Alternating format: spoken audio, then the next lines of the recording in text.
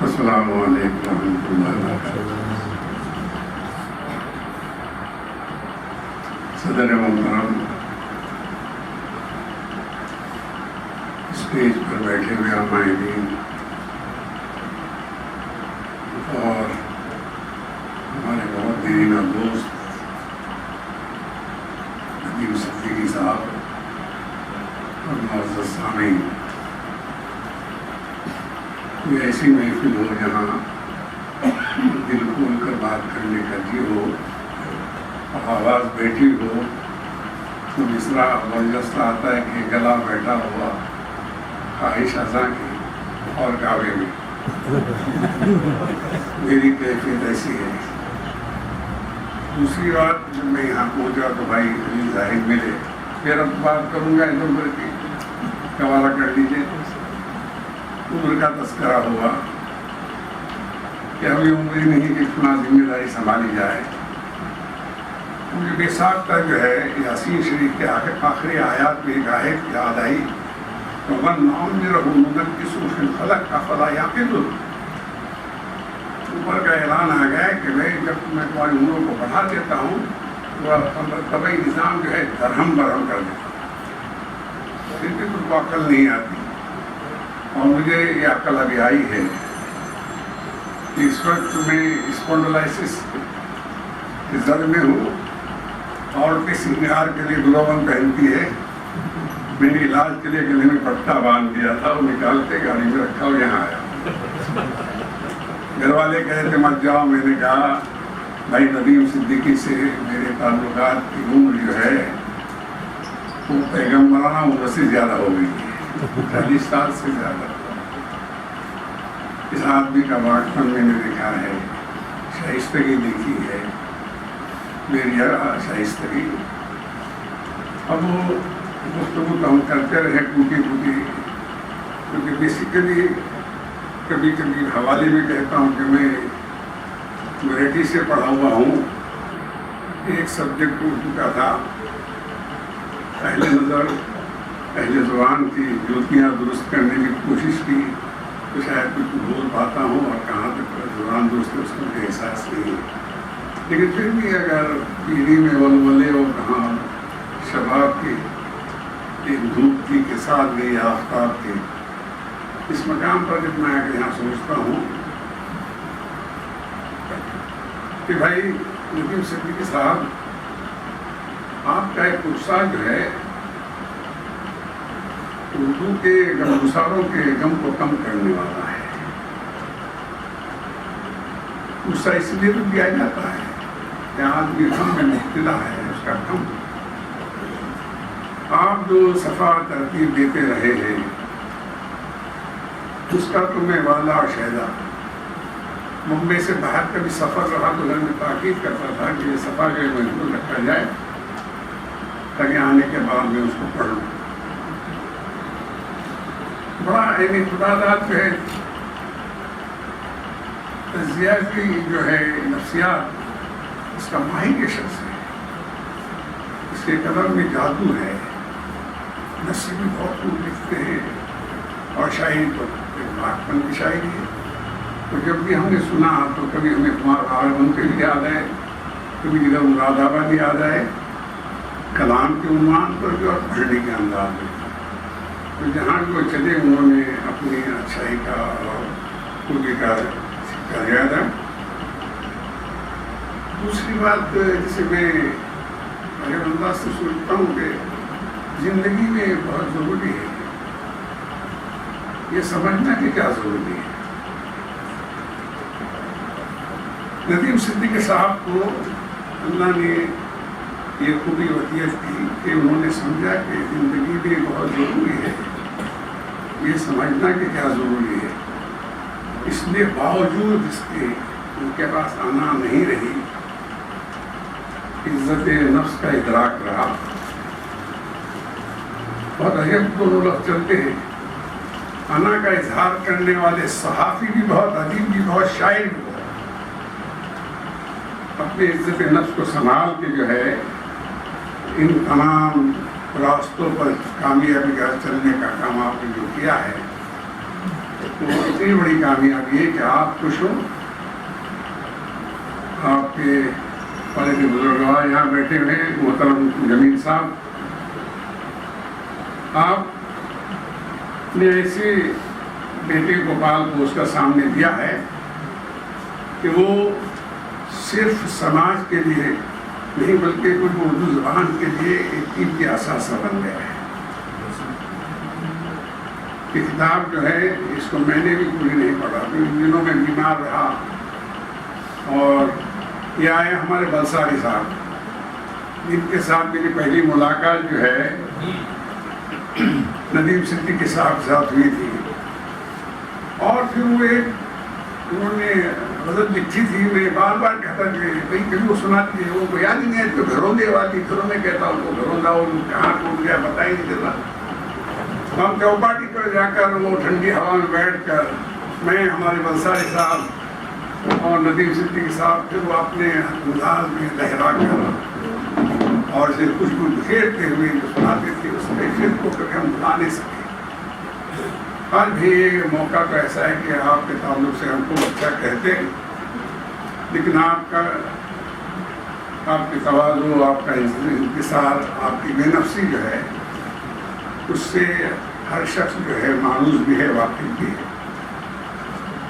اس کام کو آپ لے کر چلے ہیں کہ اخبار میں جب ہم نے ان لوگوں کا تذکرہ پڑھا, پڑھنا کیا ہے, در زندگی فاقہ کشی بس مردل فاتحہ خانی, بات ختم ہو جاتی ہے. آپ نے واقعی جن کو حیات جاوید ملی ایسوں کو زندہ کر کے لوگوں کے سامنے رکھا ہے. بڑا کارنامہ ہے. اردو ادب جو ہے اس وقت ایک عجیب بحرانی دور سے گزر رہا ہے. کتابیں اتنی چھپ رہی ہے, انبار لگ رہا ہے, اور پڑھنے والے جو ناپید ہیں. اس موقع پر آ کر غم کے ساتھ میں کوئی بڑا مطالعہ, کثیر المطالعہ شخصیت تو آپ ہیں, آپ کا مطالعہ اتنا کثیر ایسا ہے کہ اعداد دیے بغیر نہیں سکتے. میرے پاس بھی تقریباً 2000 کتابیں تھیں, اور ادھر ادھر تلاش کر کے کچھ لائبریریوں کو دے ڈالی, 50 سے کتابیں رکھی ہیں. اور جب بھی آپ ان کتابوں کو دیکھتا ہوں, میرے پاس نقوش کے نمبر ہیں, نگار کے نمبر ہیں. ارے بھائی سادے جو رسالے آتے ہیں 10-10 پنوں کے, 25 پنوں کے, اس کو پڑھنے والا کوئی نہیں. ایسی گرما نصیبی ہے. اب اردو کی زندگی کی بات ہم کرتے ہیں تو اس کے عنوان پر میں نے کہا کہ اردو پر تو مرنے والے برے, رونے والے بھی نہیں ہیں. کون ہے جس کے دل میں کثرت کے درد کیفیت ہے, بہت ہاتھ سے سب کچھ جا رہا ہے, لیکن ساری چیزوں کی تدبیریں ہو رہی ہے. اردو کی حفاظت پر بات کرنے والے, اردو کی روٹی کھانے والے, سب کے سب جو ہے اردو کی تباہی کے تماشائی ہیں.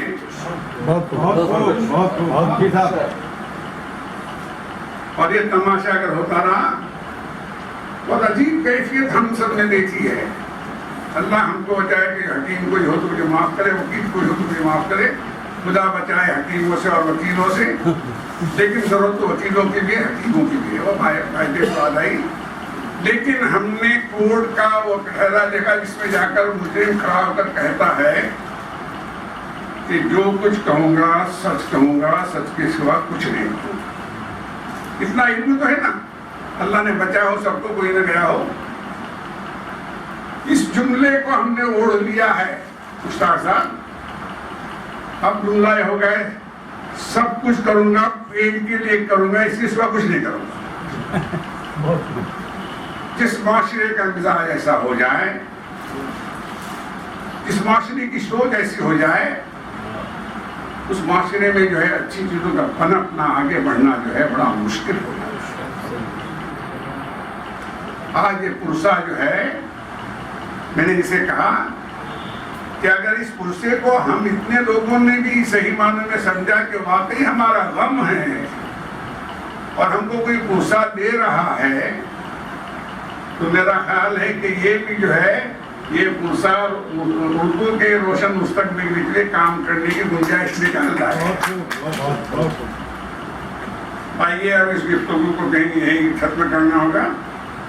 میں اسی تو ایک باتیں لایا تھا جو عقیم میں سے بیٹھوں کہ اتنے سال کا تعلق میرا رہا. میں نے اس شخص کی ذات اور صفات میں وحدت دیکھی. عجیب آدمی کی کتنے چہرے پر لگے ہوئے رہتے ہیں, دیکھتے رہتے ہیں, کہیں چہرے بدل کے چل رہا ہے. میں نے ندیم صدیقی صاحب آپ کے والد بزرگوار کو مبارکباد دیتا ہوں کہ ان کا بیٹا جو ہے ذات اور صفات میں وحدت کا حامل ہے. مبارک ہو. یہ کتاب جو آپ کے سامنے آئی ہے اس کو پڑھنا بہت ضروری ہے. ایسی کتابیں آتی ہیں. ابھی میرے سامنے جو ایک ایسا بھی ایڈیٹر بیٹھا ہوا ہے کہ جس کا رسالہ میرے پاس آتا تھا, میں اس کا منتظر رہتا تھا کہ میں اس کو پڑھوں, لیکن وہ رسالہ بند ہو رہا ہے. ہماری نئی بمبئی سے نکلتا تھا, 2-3 مہینے سے نہیں آ رہا ہے. انہیں باقی ساری چیزوں کے لیے ہمارے پاس پیسہ ہے, سارے لچھن جو ہے سنبھال سکتے ہیں, لیکن تحریر نو کو زندہ رکھنے کے لیے کوئی سوچنے والا, اس پر کام کرنے والا یا اس کے خریدار یا اس کے بنانے والا نہیں ہے. کب تک ہم جھوٹی تعریفوں پر جیتے رہیں گے؟ میرا خیال ہے یہ پرسا جو آیا ہے یہ آپ کے دل کے دروازے پر دستک دے رہا ہے. ہم سب دیکھتے ہیں کہ صاحب خانہ کے گھر کے دروازے پر دستک پڑی اور اس کو شعور, درد اور اچھائی ہے, اس نے دروازہ کھول دیا تو وہ نیکی اس کے گھر میں داخل ہوگی, اور اگر اس نے دروازہ نہیں کھولا تو نیکی دوسرا گھر تلاش کر لے گی.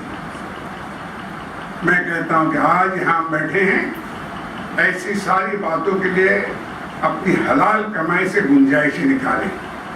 وہ تحریر نو کو زندہ رکھنا ہے یا اردو ٹائمز کو زندہ رکھنا ہے یا دوسرے اخبارات کو. نام لینے کی ضرورت اس لیے پڑی کہ یہ ہو رہا ہے اتنا بڑا خسارہ, اور کوئی چونکتا نہیں, کوئی جاگتا نہیں, کسی کی آنکھ نہیں بھیگتی ہے, کیونکہ ہماری وابستگی جو ہے وہ اس کا کوئی سرا نہیں. میں ندیم صدیقی صاحب آپ کو دل کی گہرائیوں کی مبارکباد دیتا ہوں. آپ جو ہے زندگی کے خاموش تماشائی نہیں ہیں, آپ زندگی کے فکر انگیز تماشائی ہے, اور اسی فکر کے نتیجے میں ساری چیز سامنے آئی ہے. اللہ جو ہے اس کو سلامت رکھے. اس کے بعد جن واقعات کو آپ نے لکھا ہے, تم میری نعمتوں کا شکر ادا کرو, میں تمہاری نعمتوں میں اضافہ کر دوں گا. اعلان آ گیا. آپ کو خدا داد جو ہے, آپ کو یادداشت آپ کی خدا داد ہے کہ جس کی بنا پر آپ نے یہ سب کام کیا ہے, تو یہ نعمت جو ہے حافظے کی آپ کو ملی ہے, اس نعمت کا شکر ادا کرتے رہیے, اس میں اضافہ ہوگا. اس کو قائم رکھے اور اچھی تحریرات آپ کے سامنے آنی چاہیے. سب کو مبارک. وما علینا الا البلاغ.